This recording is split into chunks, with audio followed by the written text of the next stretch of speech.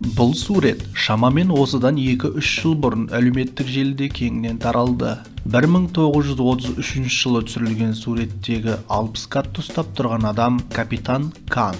Сәлем достар, пайдалы ақпарат арнасына қош келдіңіздер.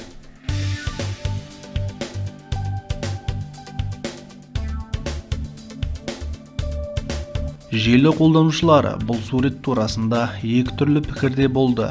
Бірі скаттың осыншалықты алып болуы мүмкін емес, бұл жалған фотосурет десе.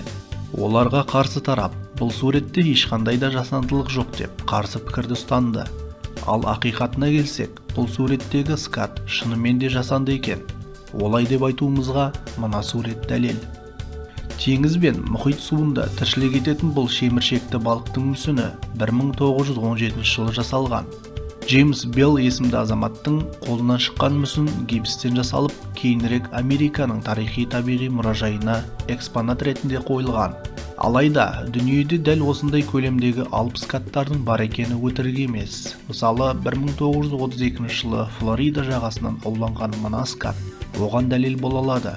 Джей Гулд деп аталған америкалық азамат теңіз балығын арқанмен аулап, төменге қарай салбыратып іліп қойған. Алғашқы суреттегі капитан Канның бұл жасанды мүсінді жасатуының да өзіндік тарихы бар. Ол жер жүзінде осындай 60 кат бар екенін бүкіл Америка жұртына көрсету үшін 2 жылдық сапарға шыққан. Алайда, 2 жыл бойы бұл скатты өз қалпында сақтау мүмкін болмағандықтан капитан арнайы тапсырыспен оның көшірмесін жасатқан.